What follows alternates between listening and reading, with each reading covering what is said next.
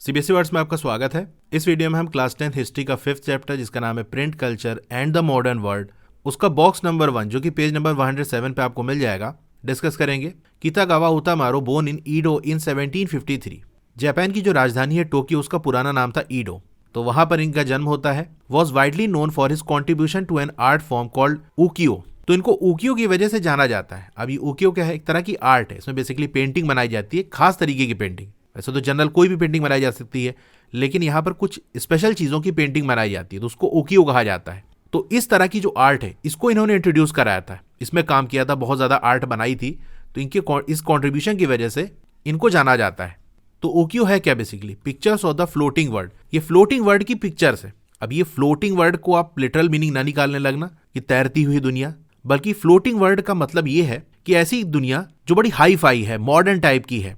देखो ऐसा होता था ना कि पहले अर्बन एरियाज बहुत लिमिटेड होते थे, बहुत छोटे होते थे, यानी जो शहर वाला हिस्सा होता है वो बहुत छोटा होता था, ज्यादातर रूरल एरियाज हुआ करता था।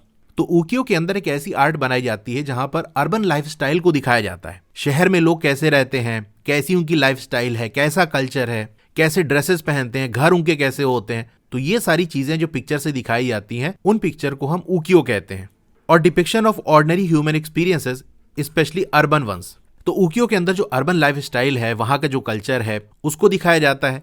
या शहरी जिंदगी के अंदर जो ऑर्डिनरी ह्यूमन एक्सपीरियंसेस हैं, जैसे घर के अंदर बैठे हैं, खाना बनना है, चाय पी रहे हैं, तो ये सब भी पिक्चर के फॉर्म में दिखाया जाता था। खासतौर से जो अर्बन एरियाज हैं, वहां पर कैसी लाइफस्टाइल है, उसको इन पिक्चर्स में दिखाया जाता था। These prints travel to contemporary US and Europe and influence artist. अब ये जो प्रिंट्स थे, ये उस जमाने के यूएस और यूरोप तक भी गए, और वहां पर जो आर्टिस्ट थे, जैसे मैनेट हो गया, मोनेट हो गया, वैन गॉग हो गया, इन आर्टिस्ट को भी इन्फ्लुएंस किया। यानी इन्होंने भी देखा कि जो शहरी एरियाज हैं, जो हमारे अर्बन एरियाज हैं, वहां पर जो लाइफ स्टाइल है, उसको भी हम पिक्चर के फॉर्म में दिखाते हैं। पहले लोग इन चीजों में इंटरेस्ट लेते थे, जैसे आजकल फैमिली व्लॉग वगैरह लोग बनाते हैं ना, तो उसको देखते हैं कि नहीं। हालांकि अपने घर में भी वही सारी कहानी चल रही होती, लेकिन दूसरे के बारे में जानने में ज्यादा इंटरेस्ट होता है कि यार उसके घर में क्या हो रहा है। उसी तरह से उस टाइम भी होता था कि जो रूरल एरियाज में लोग रहते थे, वो जानना चाहते थे कि शहर में लोग किस तरह से रहते हैं, कैसे उनके घर होते हैं, उनका लाइफ स्टाइल, उनका कल्चर क्या है।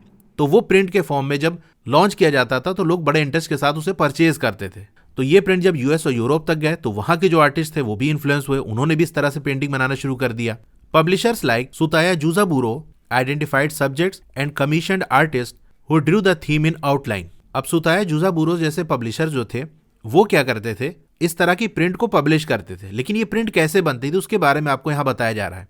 सबसे पहले क्या किया जाता था, आइडेंटिफाइड सब्जेक्ट्स, सब्जेक्ट को आइडेंटिफाई करते थे। यानी जो हम प्रिंट बनाने वाले हैं, जो सीन क्रिएट करने वाले हैं, उस सीन में क्या हो रहा होगा। जैसे मान लो अर्बन एरिया के किसी हाउस का हमको सीन बनाना है, जहां पर एक बंदा चाय पी रहा है, उसकी वाइफ उधर बैठ के कुछ काम कर रही है, सर्वेंट इधर उधर है, तो ये इस तरह से एक सीन बनाना है। तो पहले सब्जेक्ट डिसाइड किया जाता था कि उस प्रिंट में बनेगा क्या। फिर क्या किया जाता था, एंड कमीशन्ड आर्टिस्ट, फिर आर्टिस्ट को हायर किया जाता था, यानी जो प्रिंट बना सके, पेंटिंग वगैरह बना सके। तो उसको बताते थे देखो ऐसा सीन क्रिएट करना है, उसका आप स्केच ड्रॉ कर दो। तो ये क्या करता था, Drew the theme in outline.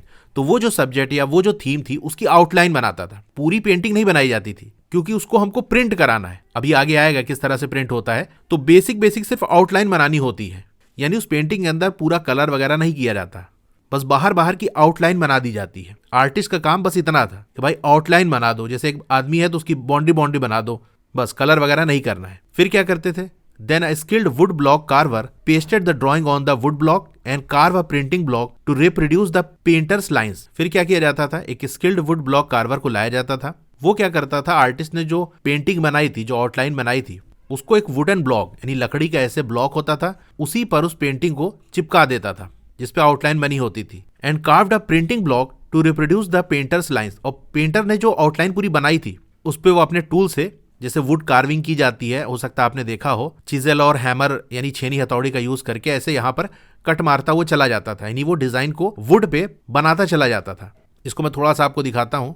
जैसे यहाँ पर आप अगर देख पा रहे हो, तो ये एक पेपर है, इसके ऊपर आर्टिस्ट ने क्या किया, एक सीन की पेंटिंग बना दी, सिर्फ बाउंड्री। जैसे यहाँ पर ट्री बनाया है, तो ट्री की सिर्फ बाउंड्री बना दी, बहुत हल्का सा यहाँ पर, इसीलिए आपको क्लियरली ना दिख रहा होगा, नहीं तो आप गूगल वगैरह सर्च करके देख सकते हो। तो इधर यहाँ पर माउंटेन है, तो बस लाइन बना दिया। अब नीचे देखो लकड़ी का एक ब्लॉक टाइप का रखा हुआ है, इसी के ऊपर इस पेंटिंग को रखा जाएगा। वुड कार्वर क्या करेगा, इसी बाउंड्री पे वो अपने टूल से निशान बनाता हुआ चला जाएगा। तो जब निशान बनाएगा, तो ये जो वुड ब्लॉक है, इस पे प्रिंट होता चला जाएगा। ये यहाँ पर आप देख सकते हो वुडन ब्लॉक पे इसने इस पेंटिंग को रखा और जो आउटलाइन है उसको इस तरह से ड्रॉ करते हुए चला जा रहा है। तो पीछे वुड ब्लॉक पे ही छपता चला जाएगा। फिर इस तरह से उभरा उभरा सा डिजाइन बन जाता है। इसके ऊपर इंक लगाई जाती है। फिर जिस पेपर पे प्रिंट करना होता है उस पेपर को इस पे रख के और हल्के हाथ से कपड़े से रब कर दिया जाता है, तो वो छप जाता है उस पे। यानी जो बाहर निकला हुआ हिस्सा है वो पेपर पे टच करेगा। तो यहाँ पर आपने इंक लगाई है तो वो इंक पेपर पे चली जाएगी और छप जाएगी। जैसे आप एक कॉइन लो, हम लोग तो अपने स्कूल टाइम में बहुत करते थे कि ऐसे कॉइन ले लिया,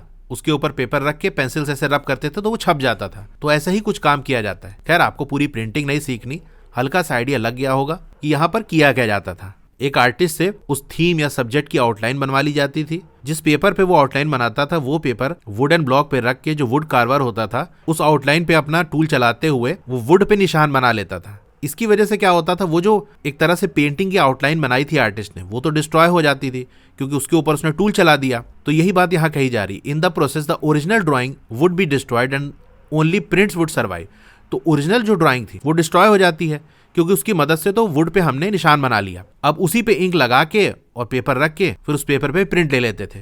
तो हर बार आपको पूरी ड्राइंग बनाने की जरूरत नहीं होती थी। एक बार वुड पे उसका इंप्रेशन बन गया तो बस इंक लगाओ, पेपर रखो, छप जाएगा। तो ये काम होता था। अब यहाँ साइड में आप देख सकते हो एन उकियो प्रिंटेड बाई कितागावा उतामारो। तो ये एक उकियो है जो कि ड्रॉ किया गया है। उकियो के बारे में आप ध्यान रखना, बस जो अर्बन लाइफ स्टाइल है, जो प्लेजर वाली चीजें हैं, मौज मस्ती, लोग घूम रहे हैं और कोई रोमांटिक सा सीन हो गया, तो वो सारी चीजें इसमें ड्रॉ की जाती थी। या शहर में रहने वाले लोगों के जो डेली रूटीन के काम है वो भी इनमें दिखाए जाते थे। जैसे यहाँ पर आप नीचे देख सकते हो अ मॉर्निंग सीन, यहाँ पर एक सुबह का सीन दिखाया जा रहा है। ये एक उकियो है print by Shunman Kubo, late 18th century. अब इसमें सब्जेक्ट क्या होगा, a man looks out of the window at the snowfall while the women prepare tea and perform other domestic duties. तो जो पब्लिशर है वो आर्टिस्ट को बुलाकर यही बात कहेगा कि भाई हमको एक प्रिंट बनानी है जिसके अंदर एक आदमी है जो कि विंडो से बाहर देख रहा है और स्नोफॉल हो रही है और जो महिलाएं हैं वो टी बना रही हैं और घर के जो काम है वो कर रही हैं। तो वो इस तरह से आउटलाइन ऐसे बनाते हुए ये दे देगा। कई फेजेस में प्रिंटिंग होती है। खैर, इतना डिटेल में हमको नहीं जाना, अगर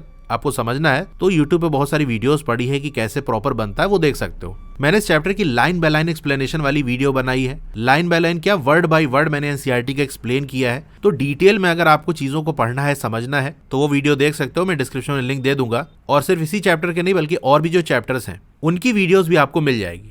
देखो, जो वन शॉट वगैरह की वीडियो होती है वो उनके लिए होती है जिन्होंने चैप्टर अच्छे समझा होता है, वो जस्ट रिवीजन के लिए होती है। अगर आप सोशल साइंस सिर्फ वन शॉट वीडियो देख के जा रहे हो तो आपको प्रॉब्लम आने वाली है, क्योंकि एनसीईआरटी से कहाँ से क्वेश्चन आ जाएगा ये नहीं कहा जा सकता। तो आपको पूरी एनसीईआरटी के एक एक लाइन आपको अच्छे से पता होनी चाहिए, समझे होना चाहिए। तो वो मैंने उन वीडियोस में बताया है, ये आपको डेफिनेटली हेल्प करेगा। और भी सब्जेक्ट्स की वीडियोस देखना है तो डिस्क्रिप्शन में मैं लिंक दे दूंगा, वहां से देख सकते हो। Okay, thank you.